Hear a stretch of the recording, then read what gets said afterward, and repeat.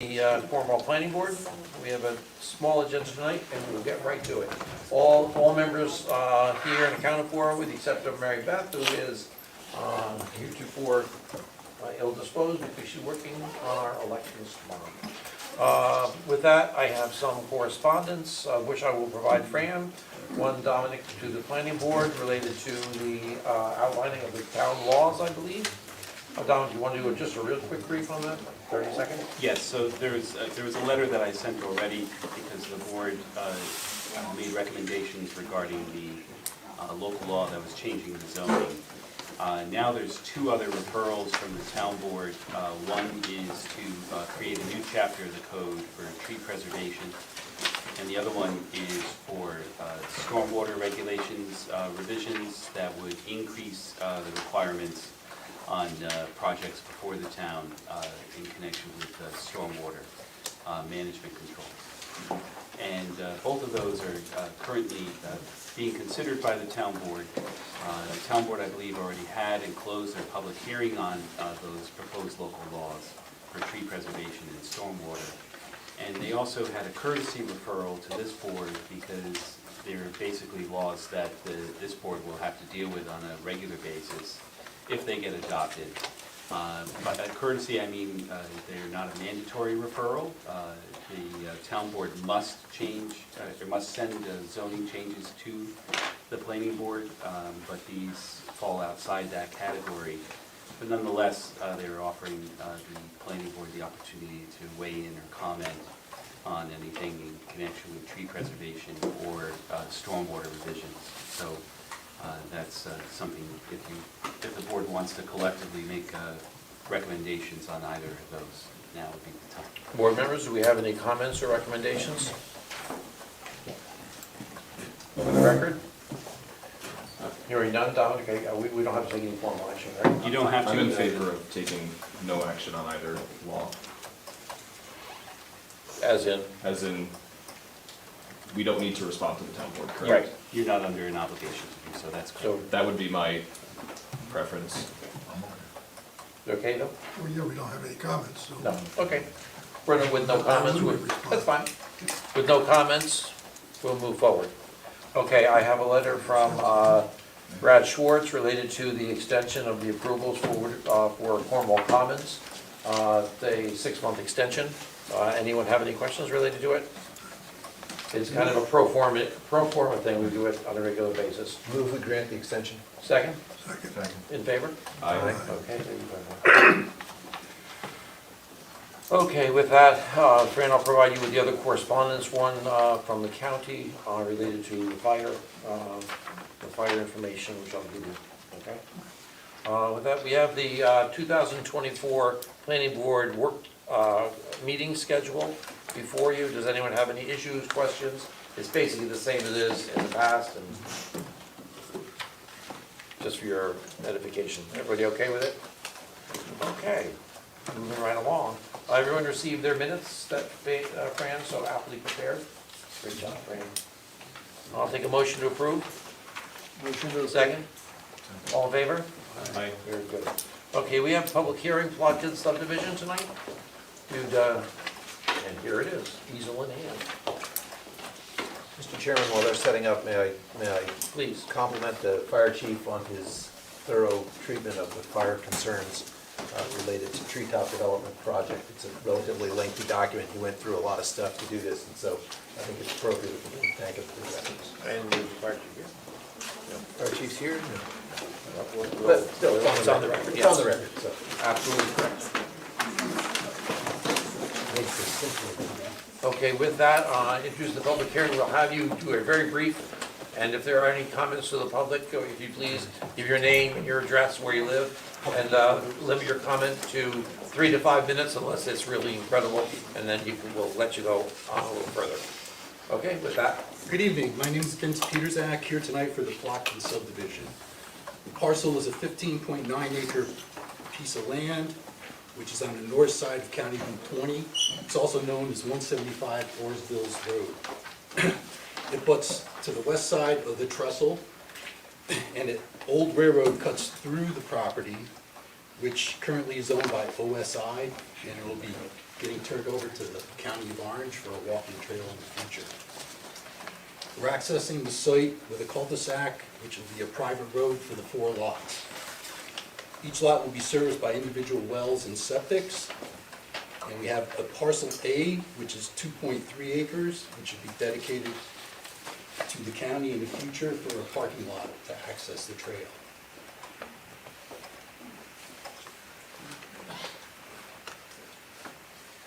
Good. Okay, with that, are there any members of the general public wishing to make comment on this project? Please. I guess I'll start. Anthony Savarese, I live on 3 Wingate Drive, which is to the west of the property where this parcel is. So my property abuts that, the lots there, and I just, it's a clear piece of woodland. It's pretty, it's quiet. To me, this is better than I was, what my worst thoughts were about. But to me, it's just more stuff. There's gonna be clear cutting of old trees or old forests, or really old, area, building of, these homes, noise, clear cutting of forest and all the noise. And to me, it's like I said, it's better than I thought, but it's still not something I really would like. I don't know what the power of the planning board is to do anything about it at this point. It is a private property and so forth, and I understand that it is within the zoning regs. I don't believe they're requesting a variance of any kind. But I would just generally like to, voice my my disagreement with this plan. Thank you. Yes. I'm Kelly Ercolino, 7 Wingate Drive, and my property butts up against the subdivision that's being planned. And I totally oppose it, based on the fact that I've lived in this home for 24 and a half years. We've had complete property silence, children running around, and to be in this position where we have to listen to the construction, which we've been listening to for quite some time. There's a lot of building going around, and you're ruining our way of life. I mean, we bought our houses, we wanted this nice, quiet neighborhood, and all the building going around us, it's just too much, and I will have no privacy, I will have no tree coverage, and all of a sudden now I'm backed against a subdivision. And I really oppose that. I don't think it's fair to my neighbors, myself, or my family, that we were here, and this is what we would like to keep our way of life. Thank you. Thank you. Anyone else wishing to make a comment? Oh, I see a half of an arm. Sharon Setkowski, 200 Old I can't see Road. Could you step over this way so that, sorry about that. Thank you. I know you. Can I just ask a question? Where is the parking lot going to be? It's going to be on this orange outline Okay. piece. And how many vehicles will it hold? That I have no answer to, because we're not doing that design. That design is going to be done by the county in the future.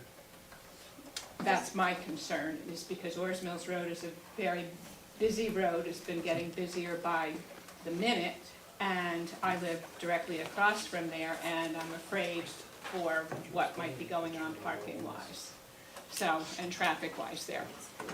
So, but this is something you can't answer right now, Excuse me, how many? Sharon, Sakowski, Kristen maybe could explain briefly, there is a county part to this that really doesn't have a lot Okay. directly, so maybe. Where's the access, though, to that parking lot going to be? On Forest Mills or 94? Ores Mills. So the train station people will go around and then come up the train to this parking lot around the corner? It's not a parking lot, it's going to be a walking path. A walking path, so they park to Because get they to the can't walking have path. like. Hold on, we can't, we have to record this, so let's try and do one person at a time. The question is on the table for a brief description of what the county's role in this is, just to intercede just briefly, because if Mrs. Sakowski doesn't know fully what that is, maybe. Well, Vince, why don't you describe it, because you can show on the plan. Okay, this blue area is going to be the walking trail for the county in the future. So it's gonna end right at the trestle at this time. It's not gonna go any further. Yeah. So that would be the end of the trailhead at the trestle line. The county's gonna utilize this piece as a parking lot with direct access onto the trailhead for the walkers.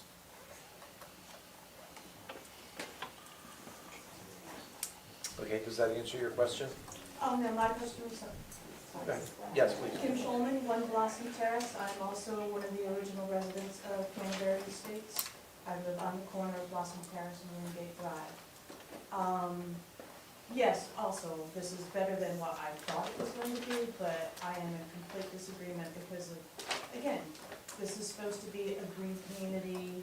We're supposed to be looking ahead to the future. You're cutting down old trees, and there are wetlands back there. Has anybody walked that land to see what you're gonna be chopping on?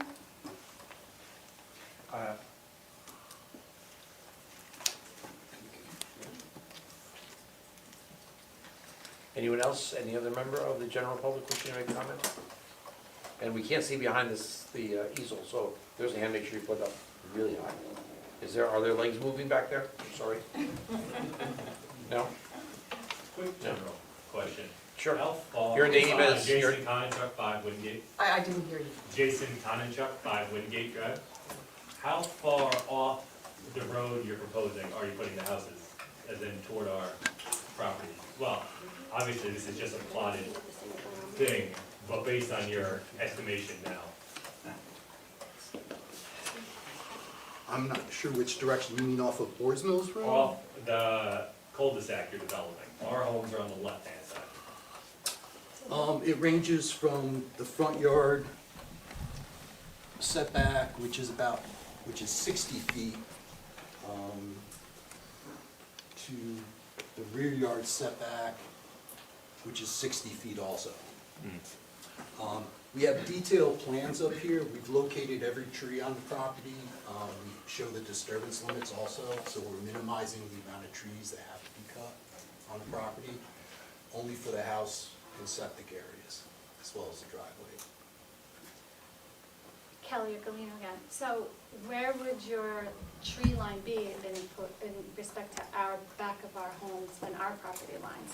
Is your tree line is that gonna continue to be there, or are you building out and clearing that whole land? No, we are not. In fact, we're limiting our clearing to around the driveway, septic area, and house area. So we're not gonna be disturbing anything within the rear yard setbacks. And are you the same builder, developer that was doing the project by the high school that they were talking about the last board meeting? No. Different developers, different people? Correct. Well, it doesn't matter, I still don't want it. Just asking. Any other member of the general public wishing to make comment? Have these lots already been sold? No, they're not creating it. That's why we're here. Oh, when was this construction, and you plan to do it, and how long will it be? Well, because of the trees, we have certain limits of when we can clear. So the clearing can't start until after November 1st, and it has to end March 30th because of the backs. So you'll be clearing all winter? Not necessarily this year, we may have to wait till next year. Okay. With that, are there any other general comments by the public? Again, we're seeking input on the plan itself. Okay, with that, I'll ask for a motion to close the public hearing. So moved. Second? All in favor? Aye. Okay, I'll ask for comments. Kristen? Certainly. So, the project is in the town suburban low-density zoning district. The applicant doesn't need any variances. Basically, the last outstanding issue with this subdivision was the coordination with Orange County. So OSI, which controls the trail, but the county is going to be the entity that'll be constructing this trail in the blue. Are they looking at the same plan that I'm looking at? Yes. So when I'm talking about Yes. blue, like anyone knows what I'm saying? Okay, just making sure. So the county will be constructing a trail in that blue area that the county has requested, or the county has made a request, that they be able to construct a parking lot on parcel A. So it wouldn't be the applicant constructing, it would be the county, if the county feels that it's necessary in that area. So it is a little bit complicated in that the applicant is required by the town subdivision regulations to either show parkland on a subdivision or to make a payment in lieu of parkland. the applicant has suggested the dedication of parcel A for recreational purposes. Does the dedication of parcel A to the town, or to the county has requested it, does that satisfy the obligation under the subdivision regulations to the town of Cornwall? That is above my pay grade. But that is kind of an outstanding question. That's, the objective of the applicant is to dedicate, and stop me if I say something that's not true, to dedicate parcel A to the county who has requested this land, and obviously it's their trail and they wanna construct, it's their road, it's their trail, and they wanna build the parking lot. Does that satisfy the requirements of the town under the subdivision regulations? That's seemingly kind of the only open-ended issue on my, on the planning side with respect to this project at this point. In terms of other seeker issues, the applicant, or it's an unlisted project, unlisted application under seeker. Applicant has provided the full EAF. The applicant did provide a tree map, located every tree on this, every mature tree on the property, did delineate the wetlands as well. The EAF was found to be acceptable. Really, the last outstanding issue is this parkland issue. Okay, very good. Thank you, Chris. Don, do you want to weigh in on that? Yes, thank you. So, Kristen's absolutely correct. The typical process would be if a applicant was proposing to create parkland that would be operated or owned by the town, the process would involve a referral to the town board to make sure that they would accept that parkland. Here, this property is proposed to be part of a larger park that's operated by the county and is going to be expanded by the county. And the issue is whether or not the applicant would also have to pay recreation fees in addition to donating this property to the county. And I think Kristen's also absolutely correct that this is a question above our pay grade, because I would refer this to the town board and see if the town board was in agreement that this transfer directly to the county satisfies their obligation to either create parkland or pay a fee. So that's my recommendation. With that, board, we should probably ask Dominic to write a letter pursuant to that and have direct that issue to the town To board. the town. Okay. Okay, very good. Thank you. And Sean? Sure. I only have a couple minor comments with regards to some of the drainage improvements that are proposed, technical in nature. I've also noted some of the outstanding agency approvals that are needed, including the stormwater coverage from the DEC, the permit from Orange County Department of Public Works on the driveway entrance to Ores Mills Road, and then the last one, the proposed private road that's going to require a roadway maintenance and easement agreement that Dominic will have to review and accept prior to final subdivision approval. I'm looking at an email that Lynn sent me at 12:59 today with a draft, so I haven't reviewed it yet, but I will. Understood. That's So I have, yep. Okay, with that, I'll go to board members. Steve? No comment. Yep. Well, on the property that the county might take over for a park, I'd rather see the town take it over. Would be dedicated just to town residents, rather than county residents. And that could be a recommendation of ours. Say that again, I'm That sorry. the town take the park rather than the county. I think that this is part of a dedicated rail trail, though, isn't it? Is it Correct. It's supposed to be a parking area for that rail trail. It's not, technically the space, I think, and correct me if I'm wrong, but I think it's part of a rail trail that's extending pretty much to Chester, am I correct about that? Correct. Yes. Yes. Yes, It's connecting with the Heritage Trail. with the Heritage Trail, right, so that would be the reason it would be proposed to be dedicated, I'm assuming. And that's why they want it at this location, because it's at the end of where the line's gonna be. In the future, it may go to Newburgh, but currently it's gonna stop right at the trestle. Oh, that's where it's planned, oh, okay. Because I think in the long-term plans, it's supposed to extend to that property right behind the high school, and that, I guess that's a whole other scenario.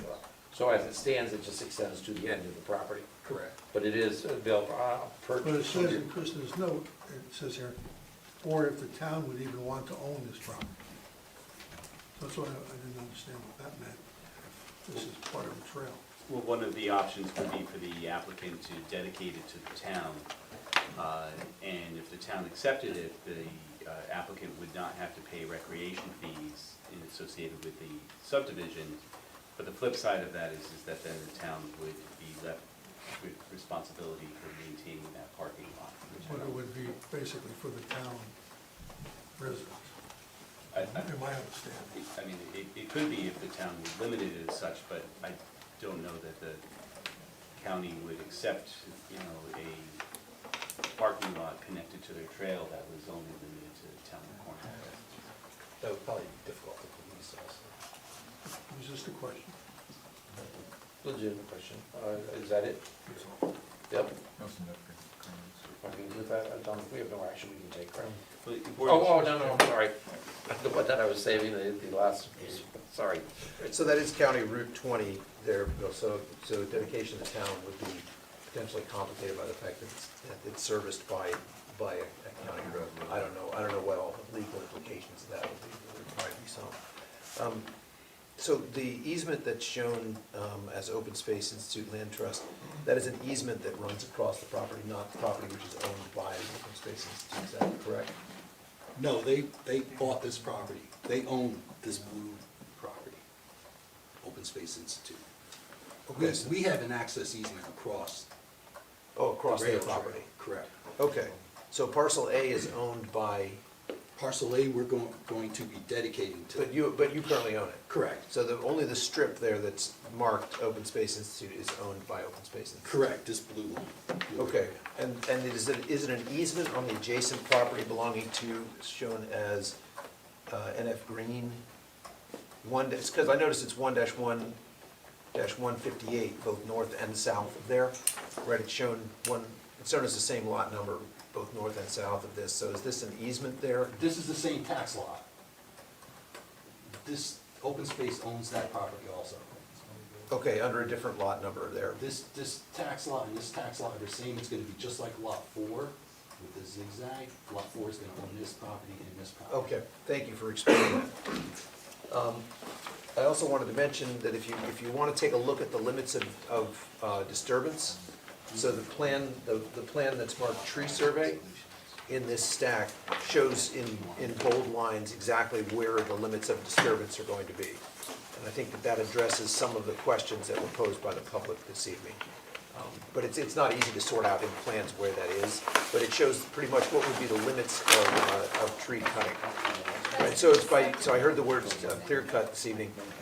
There's, the limits of disturbance are actually considerably tighter than we often see for applications before this board. Is that fair?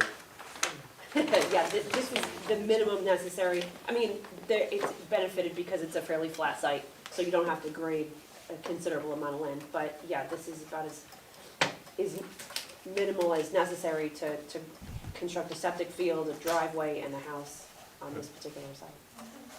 So you can see that on the plan marked tree survey. That's all I have, Mr. Chairman. Okay, with that, are there any further questions by board members? With that, Kristen, I believe we are in a position to authorize a neg deck or have one prepared anyway. For next month. For next month's meeting, and we can vote on it next month? Okay, so that we would have the time to consider the input from the public and the resolution for next month. I'm taking that, with no action on it other than authorize the preparation of the neg deck.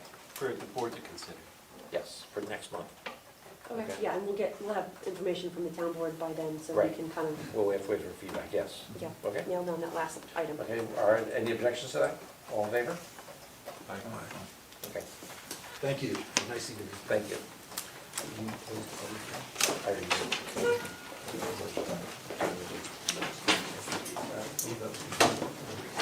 Okay, with that, we have land, thank you all, wait 2 minutes for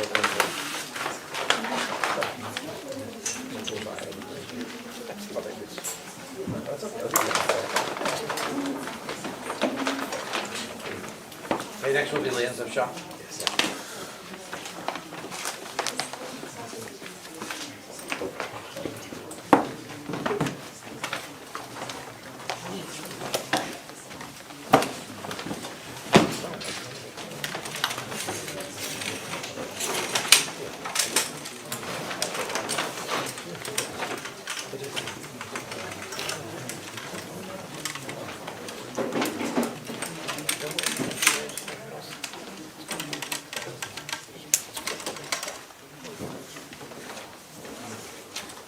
Okay, with that, Lance of Shaw, you are on.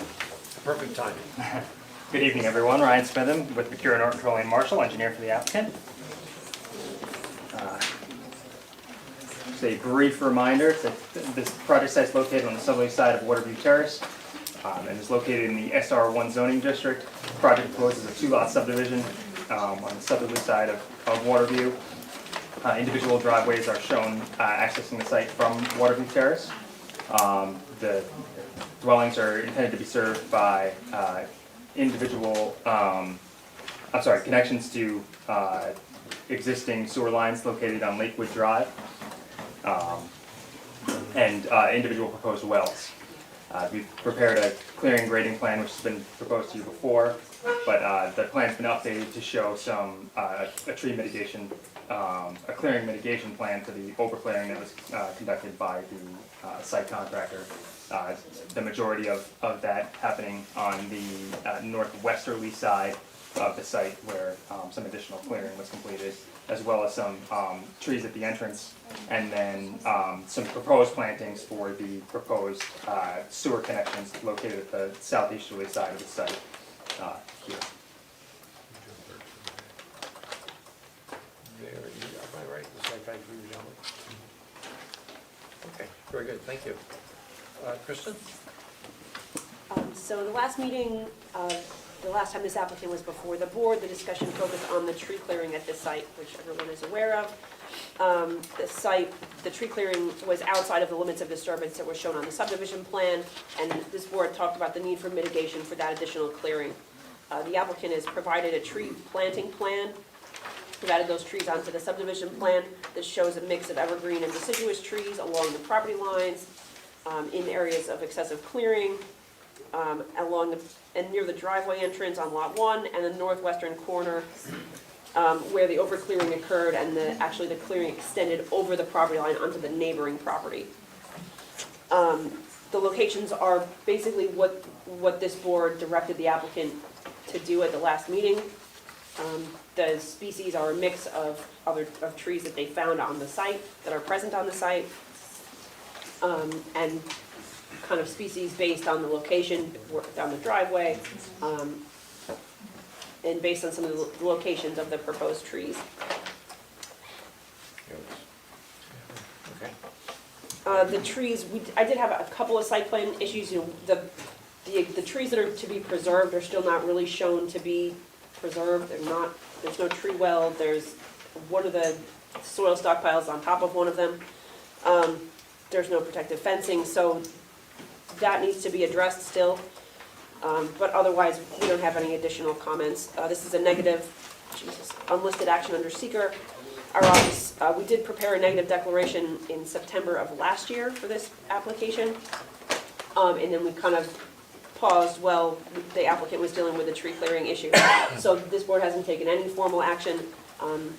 They could move to a negative declaration, but after we're satisfied with the planting plan at this point. So we can move forward with the night deck or cannot? If your board is satisfied with the tree planting, that was the only outstanding issue. Okay, very good. Thank you, Kristen. Sean? Sure. So to stick with the tree plan, 2 items with regards to the trees. The trees that are proposed on the south side of lot 2, I've asked the applicant to pull those away from the proposed sewer line for lot 1 to try to prevent those roots from growing into the sewer line. And then secondly, I've asked the applicant to add a note to the plans requiring a surveyor lay out the tree limits to try to avoid overclearing in the future. Otherwise, I just have some relatively minor technical comments with regards to the sewer lines proposed, as well as some of the drainage that's proposed that the highway superintendent requested along Waterview Terrace. I'm sorry, Sean. I'm almost set. Okay, with that, board members, Steve? Just one comment. The proposed plantings off the property there on lands of Rodriguez, Yes. was there any input or conversation with the adjoiner as to the type of trees or what's being planted there? So the 3 birch trees were removed. So there's 3 larger caliber birch trees that were taken out, proposed to be planted. I can have the applicant's contractor reach out to them and confirm that that's still, Okay. that's still acceptable, that that's okay for. Do you have permission though from them to put these trees on their property? That was something that was discussed at the previous planning board meeting during the public hearing, where we agreed to plant those trees. I would expect that that would be a condition of the approval, just so you know. Yes. If it gets Yeah, to that. written. Gotta get something written from them saying it's okay. You know, I mean, the difficulty is, in that scenario, Mr. Klosky asked that we have to get something from the neighbor that says that it's okay, but, you know, it could put the applicant in a position where the neighbor has essentially veto power over the entire project. So we'll have to look at how that's approached and how we can reasonably place a condition on the applicant that they can also make every attempt to fulfill, but, you know, also has the ability to potentially move forward and provide an avenue to do so for the project. Right, I see. Okay. Steve, do you have other things? No, that's it. Okay. Bill? I just wanted to ask John a question. John, have you been out there on the site? Yes. As far as the current site, in the reports here that as far as the erosion, et cetera, we're satisfied with the? Yes, MHE was out there and Breck did his inspection, signed off on it. Yeah, we've been satisfied with. You're satisfied? Right, with the erosion sediment control measures, yes. Thank you. Yep. Bill? Thank you. That, So I was confused by, it says proposed single-family dwelling, but I believe that's already under construction, is that right? That is correct, yes. And that label has not been updated, and I can update it if you would like. The second question is, I'm looking at the first sheet here, and I guess I'm just having a little trouble seeing the clearing limits here. I see the green line that sort of defines where the current forest exists. Correct. But I'm not seeing if there's any limits on clearing for the actual construction of the proposed single-family dwelling. It's the line in purple, the thicker line. So they currently follow the existing clearing, just to show that existing clearing was completed. Oh, okay, and because this says PFM, that's the force main. Correct. That's a different, you're telling me that's a different color from this line? That's a proposed force main. Yeah, the forest main is blue, the clearing lines are purple around it. Oh, okay, that's there, you got the colorblind, got it. It's not, they're close. All right. I can make them a different color. if you- No, that's not, it's more, I was just seeing if there were clearing limits on here, and they seem appropriate. Okay, thank you. well, I'm not sure there's any action we can take other than consider if you feel Proposed next next activity prepared, correct, Donald? It would be a negative declaration and a preliminary approval resolution. Okay. Those are our choices. Board, do you have input? Oh, Mary Beth, a surprise. I hope it's pleasant. Mary Beth, it is a pleasant surprise.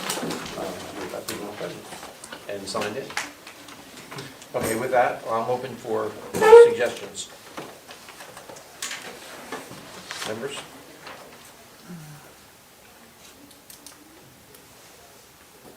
Well, it doesn't seem like there's anyone that wants to take any action this night.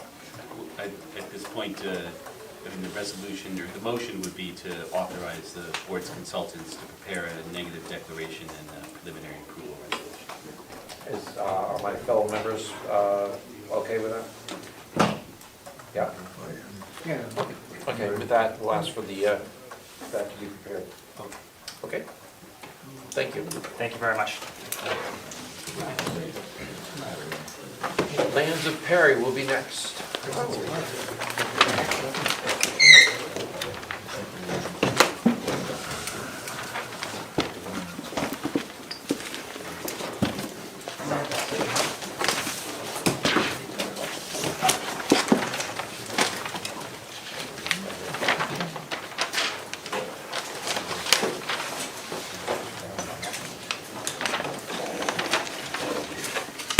Would you mind putting it on that side, sir?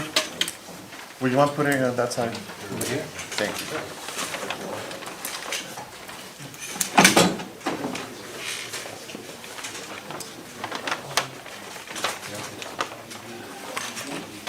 This is the first preliminary review. You're on. So I'm the owner of the property, my name's Jeff Perry. With me today is Charles May, my engineer. And an overview of what I'm looking to do is, it's currently 2 parcels. One of them has a 2-family house on it.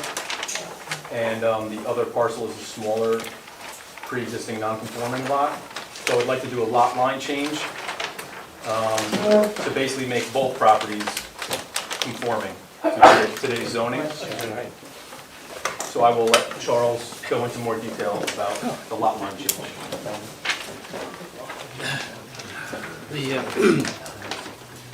Yeah, my representing Jeff Perry. Just to give you an overview, the site is located at the intersection of 147 Main Street and Keely Road. The property is located in the Town of Cornwall Sewer and the Water District. It's in the SR2 district. It's comprised of 1.63 acres. The minimum lot size would be 30,000 square feet. One of the things I wanted the board to understand is the fact that the property, the existing house is located in this area. There is a permanent easement from Main Street across the existing lot into the property in which we would like to subdivide. Do we have a copy of that plan? You don't have a copy of it, I'm sorry. No, I don't. But I will submit it, it's just sort of a latent thing that came up. We thought the probably would be a question on the access of the property from Main Street over to the proposed lot. But we do have an existing conditions map, which we have also submitted.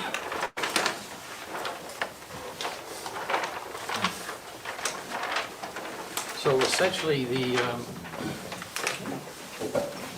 as we had said before, Jeff is looking for a lot line realignment. We would have 2 lots. One lot would be 37,686 square feet, which would exceed the requirement for the 30,000 square feet. Lot number 2 would be 33,512 square feet, which would actually exceed the need for the 30,000 square feet.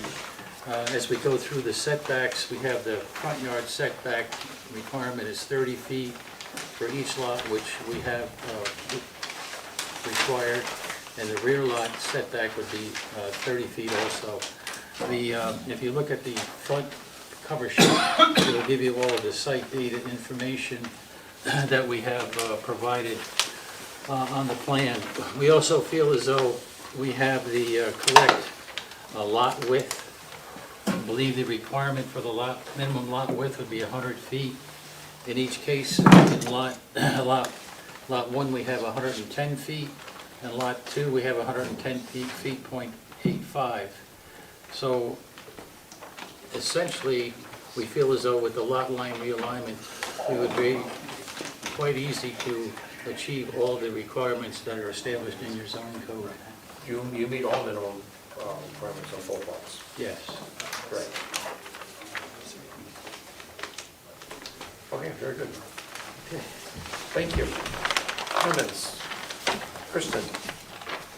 Sure.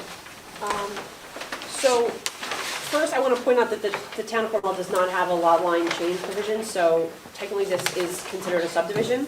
It's a 2-lot residential subdivision, 1.63 acre parcel, essentially transferring about 23,746 square feet of land from lot 2, which is the larger lot, to the smaller lot, lot 1, for the construction of an additional 2-family dwelling.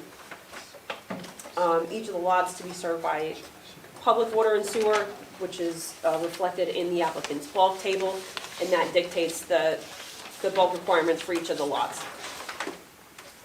2-family dwellings are permitted as a right in the zone, subject to use group C, as the engineer just went over. Both lots meet the minimum bulk requirements. However, the lot area that you provided does not reflect the town's requirement for net lot area calculation. So you'll just have to do that. And I do believe we discussed that at the workshop meeting. We discussed subtracting steep slopes from the steep slope is one of them, but that's probably the one that applies here the most.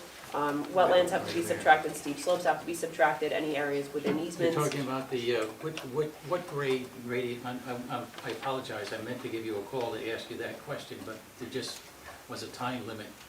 You're talking about slopes which are greater than 33%? 25. 25%? Okay, I believe we can probably do that. And I still think if we do it, we can probably still meet the minimum requirement, but that'll be contained when we come to the workshop. Okay. So that's just something that needs to be confirmed. You can, if you go into the zoning, look at the definition of lot area, it'll give you all of the items that need to be subtracted. Because it's not just slopes over 25%, it's areas of the lot where you have 5,000 square feet of contiguous property with slopes over 25, so you might be able, there's wiggle room in there, where you can, you'll have to take a look at it.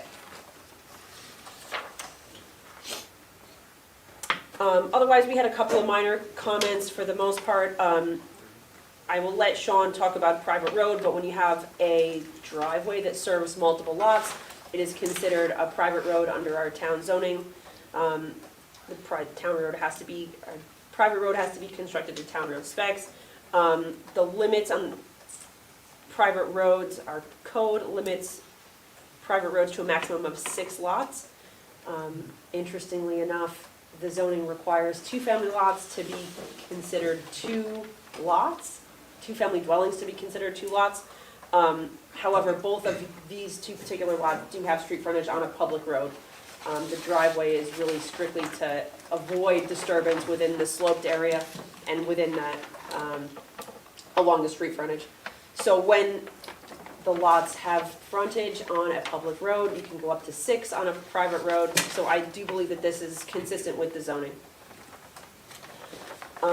Zoning regulations require healthy trees over 12-inch DBH to be preserved where possible. I don't think that in this case you need a full tree survey, but you're gonna have to show, I think that you can look at an aerial and show generally where the tree line is. I think that that would benefit you.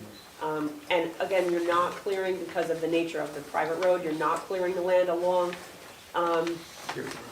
Curry Road, right. So I think that that will preserve, it'll preserve the frontage along there, I think, which is exactly the intent of the code. But I think if you show your tree line, I think that that would be good to demonstrate that for the board so that they can waive or think about waiving street tree provisions, things like that, which I think is probably appropriate here. We just have to show it on the plans.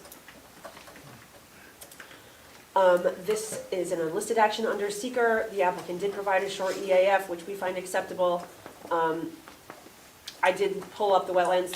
The only impact identified in the EAF was proximity to wetlands, which I pulled up in county mapping. It's not on this property. It's actually across Main Street. It's the Idlewild Creek, which is on the other side of Main Street. So I don't think that there's any issues with that here. This site is located within 500 feet of the county road, and we did send a package, a referral package, to Orange County Planning Department when we received the package from the building department clerk. So that is in process. Thank you, Kristen. Sean? Yeah, so as Kristen alluded to, the proposed dwelling as well as the existing dwelling are going to be serviced by a extension of an existing private road. However, since a new buildable lot with a 2-family dwelling is proposed, my understanding based on section 158-16A10 is that the private road will have to be constructed all the way out to Main Street as a private road, which there's construction specifications within that section of the zoning law.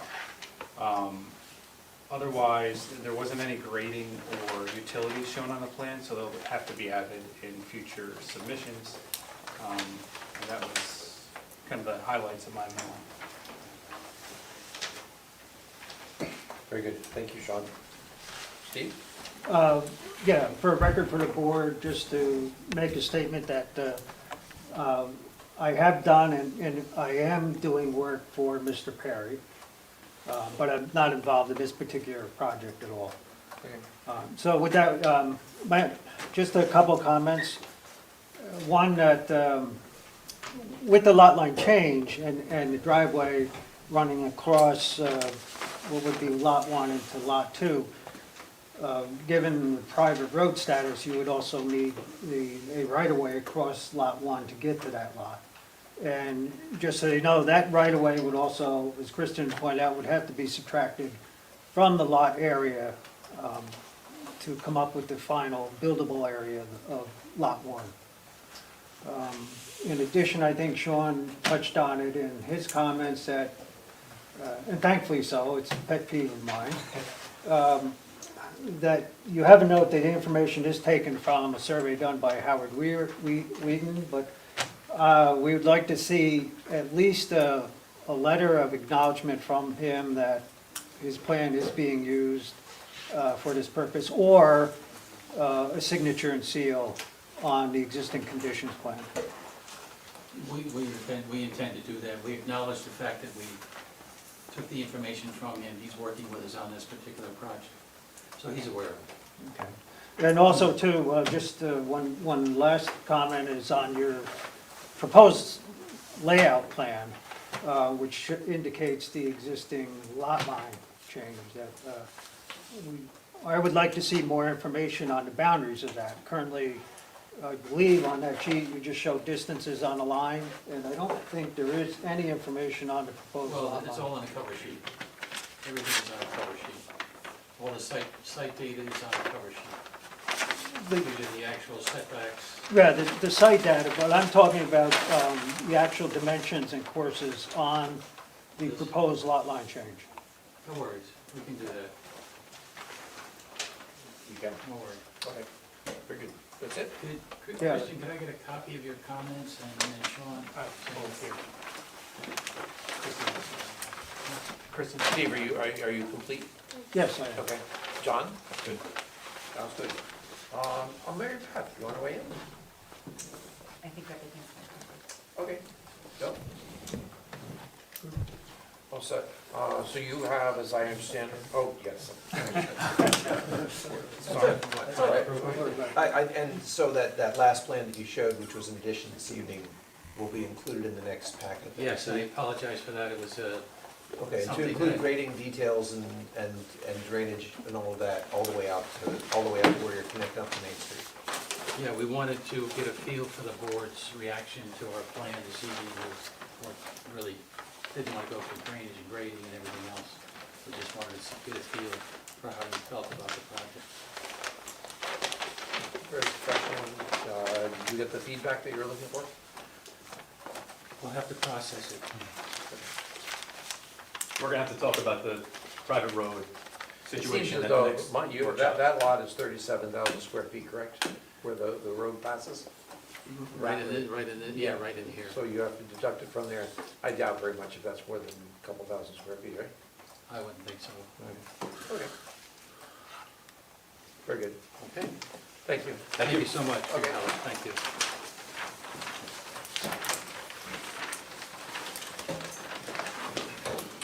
Thanks, guys. Okay.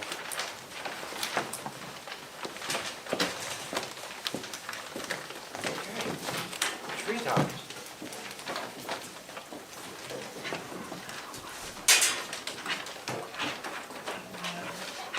I think everyone knows that this evening, the purpose of Tree Tops being here is to discuss the EIS, the status of the EIS, whether or not you find it acceptable, and if it is, our purpose would be to schedule a public hearing at some point in the near future, pursuant to a discussion we are about to have, sort of the groundwork.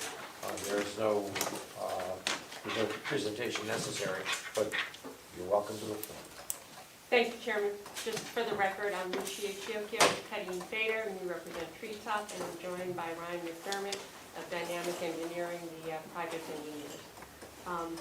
We don't have any presentation other than to note that we did submit a revised DEIS on October 22nd. Right, and accept it, and I'll go directly to our consultants with your permission. Okay. Kristen? Thank you. We did review the revised DEIS. I found that it was revised consistent with all of my previous comments. So I will really pass it over to Sean and to Phil, who actually had outstanding comments. But from my perspective, the applicant responded to all of my outstanding comments. Very good. Thank you, Sure, so I just wanted to highlight two items that we had requested last time, but I didn't see updated completely in the DEIS. The first of which was the need for a blasting plan. I did note that there was a plan that was prepared with locations, but I didn't see how the blasting would actually be monitored in a narrative form. Second was with regards to Central Hudson. There was correspondence from Jason Malizia from Central Hudson who but his email was not definitive on whether or not upgrades to gas or electric would be required as part of the project, which could have a significant impact, especially with regards to stormwater from that, if those lines would need to be upgraded. I did have some other smaller comments and do note that our fire safety comments and stormwater pollution prevention plan comments are forthcoming. Thank you. You did have some conditions, so are those the conditions? Right, so basically the items noted in my comment letter would be conditions. Have you shared that with them? I have not, I do have a copy here. Okay. We would take no exception to deeming the DEIS complete, subject to those items. Okay, very good. Okay, Professor Greeley. Good evening. I'm going to stand to speak, okay? If that's okay. I'll give the applicant copies. Thank you. So Philip Greeley from Colliers, we reviewed the revised DEIS. It was primarily in comparison to our August 2nd letter. We had about 20 items that were requested. The applicant has addressed those. We have some, what I would classify as bookkeeping comments that we'd like to see if the board decides to accept the document. So for example, in the traffic impact study, which is an appendix to the DEIS, the mitigation is spelled out in detail. We believe some of that should be brought forward into the main body of the document, especially in the executive summary, since traffic is a big issue. I think it's important to bring that forward. The one item that I think, unless I missed it, we had asked for some discussion about the removal of material from the site, excess material being removed. And I think that needs a little bit more detail in terms of, what that potential impact is. The applicant in the traffic study did provide a detailed discussion about construction traffic and number of anticipated workers, etc. I think that should be brought forward into the DEIS. I think it was pages like 100 through 110 of the traffic study that dealt with that. Again, that should be brought forward into the DEIS. It's there, but it's in an appendix, and I think it's important to bring that forward. The applicant did, at our request, provide a whole series of drawings, conceptual drawings for improvements at various intersections, showing their truck turning diagrams. There were 7 exhibits that were provided. They were submitted with the applicant's response document. They went through item by item to each of our comments previously. I believe those drawings should be brought into the site plan set so that it's a complete set, not just a separate set of drawings that are out there. I think that's very important. The applicant has, as a result of that, identified certain intersections where they would restrict the type of truck. It would limit the truck size on certain locations. For example, at 9W and Forge Hill Road, the larger vehicles cannot maneuver that intersection making turns, so they would have a restriction. I think that needs to be spelled out very clearly in the executive summary of the document. It's in the traffic study, but it needs to be spelled out clearly. They've also identified areas where, in order to implement certain improvements, they will require right-of-way. So the improvements that have been identified and recommended are outside of the existing right-of-way boundaries. So again, that's critical to be acknowledged and brought forward to the document.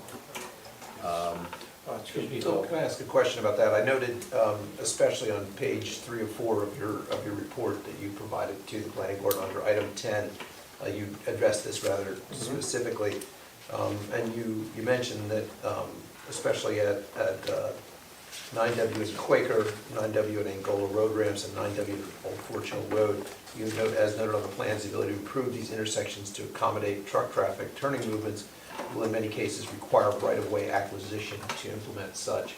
I'd also like to mention, sort of on the record in case the public's reviewing this, as I'm sure they will be, that the applicant's proposed improvements at the various intersections that you mentioned are just the applicant's notions of what might be required at those locations and have not been. Correct. And then if we did adopt the draft environmental impact statement, that's in no way an adoption of those improvements as the final. Is that correct?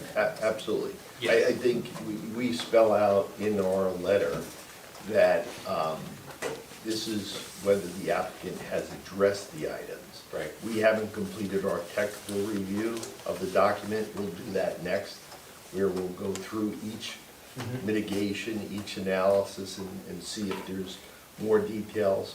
Also, the input will then be gained from New York State DOT and Orange County DPW, who has control over permits for any of these improvements, because they're state and or county roads where the improvements are identified. So absolutely, it's not saying that we agree with the mitigation. The applicant has identified potential mitigation, and we will review that in more detail as part of the technical review of the document. This is just completeness. Did they address what was in the adopted scope to our satisfaction? You mean, will they address that in their summary report, correct? Like, will those? We want these items brought forward. Right. But what we're saying is the applicant has identified the items that were requested in the scope. Right.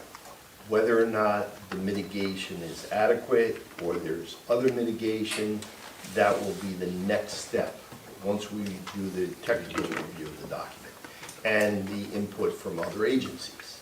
Right. So as this board takes up consideration of the final environmental impact statement, it could end up looking considerably different from what's contained in the draft. Correct.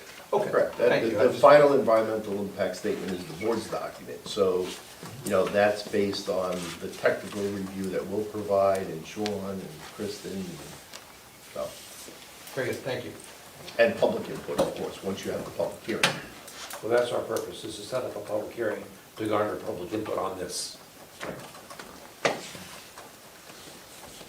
So I didn't know if there were any specific questions, but I think, if the applicant can bring some of these items forward, expand on the treatment of the excess material from the site, then they would have addressed everything in this. Well, in scheduling a public hearing, a prospective public hearing, I can ask that your comments and Sean's comments be incorporated into it, and I'm sure you're receptive to that. Absolutely. Okay. Thank you. Thanks, Bill. Okay, Steve? No comment. Mary Beth? Bill? No comment, I feel comfortable. I'm good. Consult. Okay. Bill? Okay. But, other than the question I already asked Mr. Greeley, Okay. somewhat preemptively, I'm sorry. You've already answered that, they would be incorporated into for public review when the public hearing is scheduled. The question I have of the board now is the scheduling of a public hearing, or accepting the document first, and then scheduling the public hearing. Am I correct, Tom? Yes, it's essentially the same steps. So I've actually had the privilege of knowing Dr. Greeley for 20 years.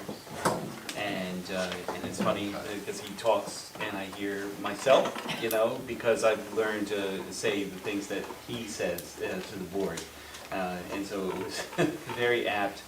And it's important to emphasize that the stage that the board is at right now in reviewing this application is not whether or not you agree with what the applicant is saying. This stage is a follow-on from the scope that you went through that process, including public comments, and items were identified in the scope that required analyses. The applicant has provided that analyses. It is their version of that analysis, so they're drawing conclusions based on what they have done and presented to the board.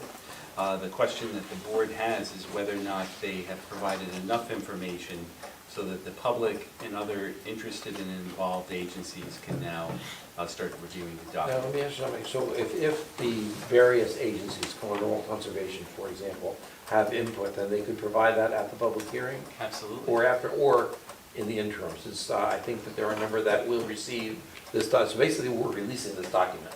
That's correct, an inviting comment, and those comments have to be addressed by the applicant in a draft final environmental impact statement, which then becomes a very important part in the process, because that's the document where the board is adopting responses to comments.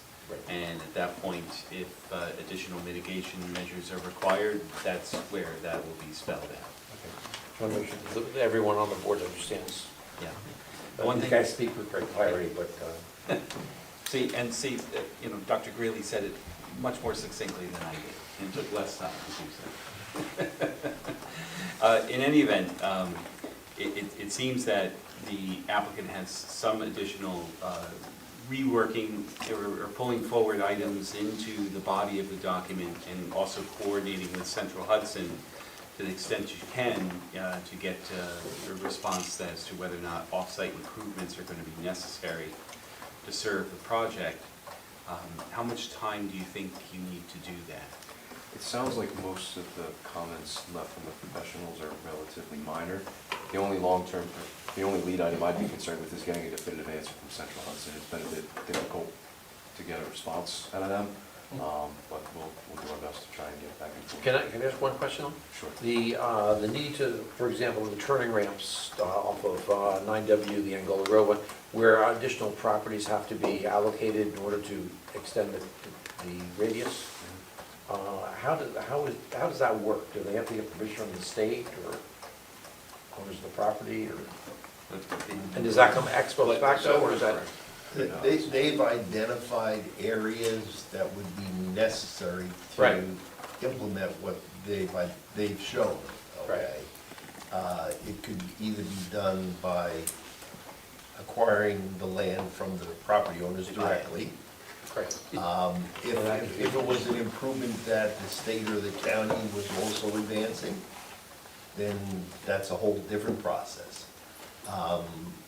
There's no indication that those are currently on the books by either agency, so it would be typically up to the applicant to work out an arrangement. But that should not, the evidence of that doesn't have to be a condition of our moving it forward, it's just something that. They've identified that Okay. as required. Okay. Thank you. At a minimum, if the project was to proceed to some level of approval, we anticipate that that would be a condition of any approval, right? Would be acquiring those rights of way. Okay.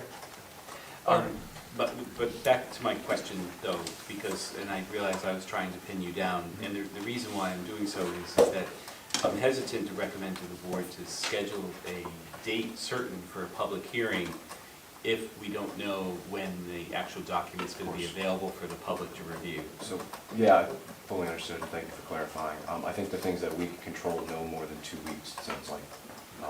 And Central Hudson would be our initial outreach tomorrow. Can I amplify that a tiny amount in that I'm also concerned that it's in a format and placed on the web in such a way that the public can review it. And, that the document's super clear in its naming and in the way it's laid out, and it's not laid out in a bunch of different pieces that are difficult for the public to figure out. So my only hesitancy at all in the public hearing, and I think we should move to a public hearing, it's an important project, and the applicants put in quite a bit of work, which I think the public should see. My only concern would be that we have some control over making sure that the format that it's presented to the public in is legible, clear, et cetera. We've seen a printed copy, but it can be very different on the web. Yeah. Would it be reasonable to suggest that the board consider a public hearing in January? Yeah. Would you guys be willing to comply? Okay. Yeah, I think that meets the timeframes, and what we're talking about here is, potentially 2 weeks for that document to be ready to be placed on the web. It's also Thanksgiving, and then you also have the Christmas and December holidays associated with it as well. We want to make sure that we give the public and other agencies plenty of time. This is a document that you've seen several iterations of now. Boxes of iterations. But the public has not. And so I know Mr. Hines has some insight into the high school auditorium. And we know that there's a production that's actually there for the first 2 weeks in January. This would be an independent public hearing, I think, or separate from the planning board Yeah, meeting. special meeting. Okay, going back to my original question though, would it be possible to place a hard copy in our temporary library for those who are not comfortable accessing the information on the web? Yeah.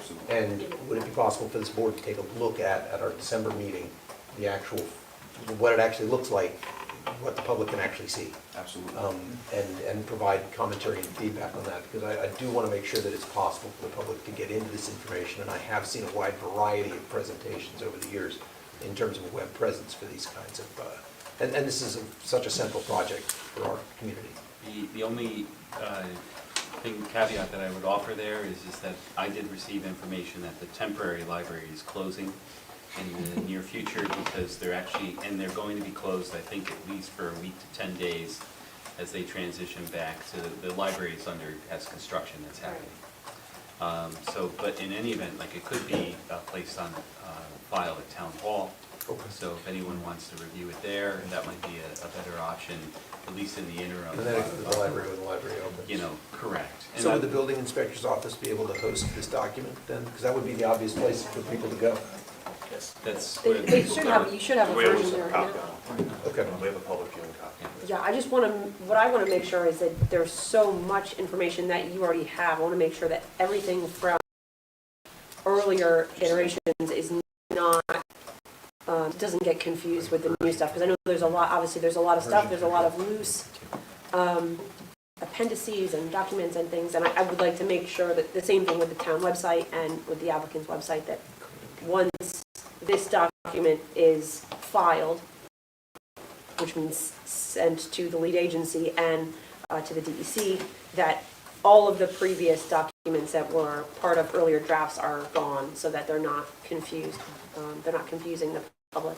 Yeah, as opposed to the recent resubmissions where we tried to save on paper and only submit the new documents, this time we can clean house and just give the entire full package. And then maybe what we can do for the electronic submittal is submit copies, separate PDFs for each appendix item, appendix A, B, C, D, E, F, with the name of the document to the professionals, let them take a look, determine that it's adequate, the nomenclature is appropriate, and then adjust from there. And the file names have got the date it was issued, attached to it. So it's just super clear about, because version control, frankly, I'm having trouble with it myself as I'm plowing through the voluminous documents generated by this application. And these documents will also be placed on the project's website. Correct. And the link to that would be put in the public hearing notice so that everybody has access to that as well. And if you could break up the document on your website in the same way where the various different appendices are all broken out in the plans, obviously, because otherwise it becomes too massive to download for a lot of people. Okay, well, with that, okay. I was just gonna ask, what's a reasonable time for the public to have when it's all ready, so they can look at it?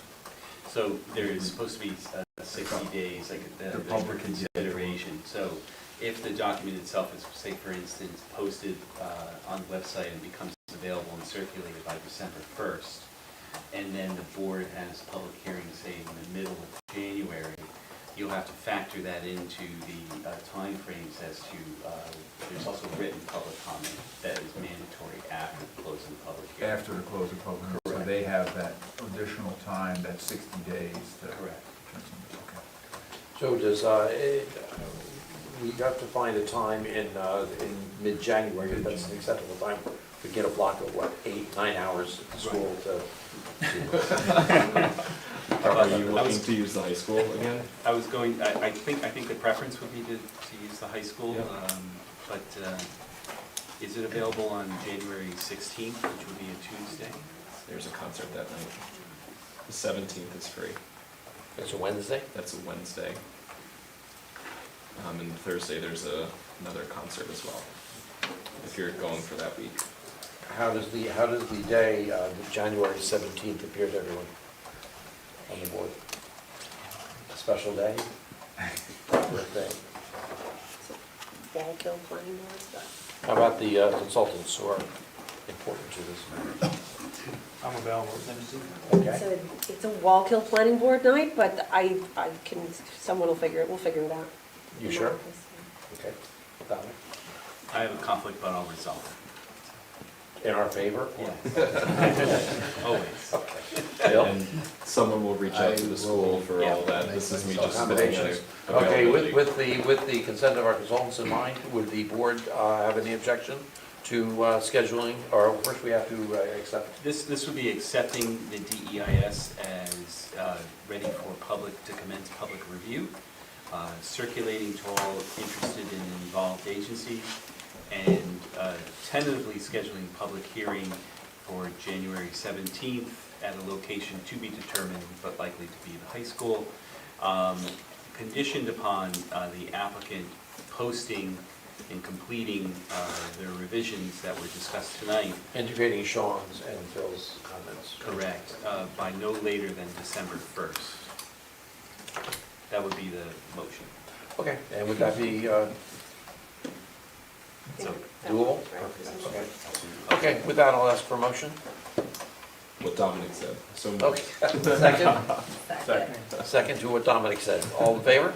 Aye. There you go. Okay, thank you very much. Just one other item of business is, we had discussed in the past the fact that this project also requires a zoning amendment or they're proposing a zoning amendment is one of the options for the project. If you recall, there's two aspects there. There's a zoning map change for property that's located along the frontage of 9W, as well as they're proposing. Zima property, that little. No, it's actually property that's on their frontage along 9W, zoned for commercial, as opposed to the zoning for this project. And they're also proposing a change in height regulations for the town to accommodate the warehouses. In many instances, it's perhaps best use of everyone's time for a combined public hearing, because the town board, to consider those zoning amendments, they also have to have a public hearing. And so for other large projects, really it's for the benefit of the public, because the public can attend one meeting and both the town board and planning board can hear all of the concerns and comments from there. I'm not saying that the town board will, have a combined public hearing, but I will reach out to the town board to see if that's something that they want to consider, and we can see, because otherwise, there would be a separate public hearing at some point down the line, if and when the town board wanted to move forward with those. And who gets control of that public hearing? It's a combined public hearing.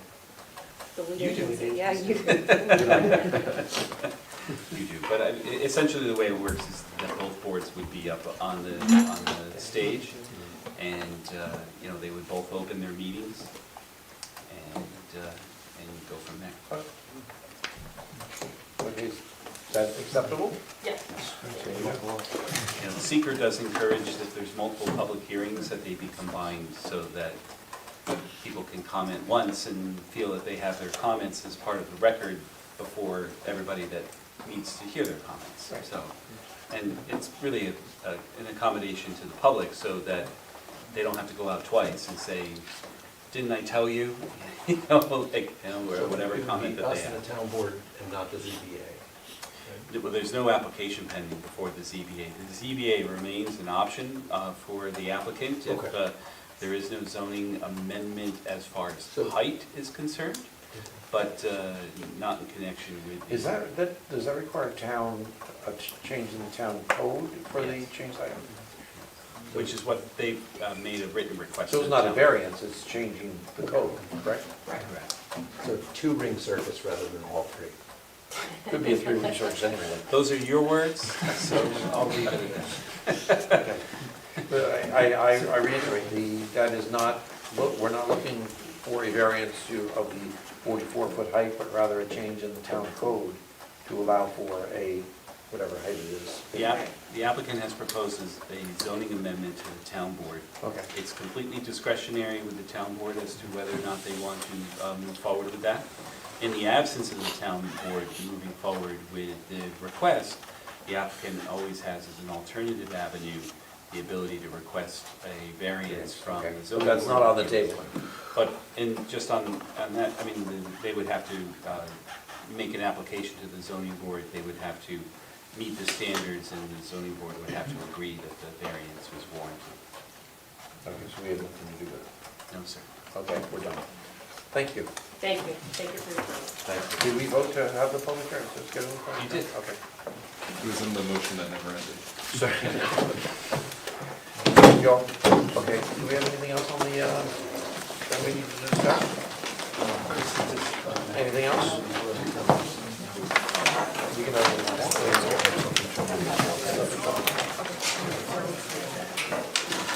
Thank you all. I'll ask for a motion then to adjourn. So moved. All, second? All in favor? It is unanimous. Very good.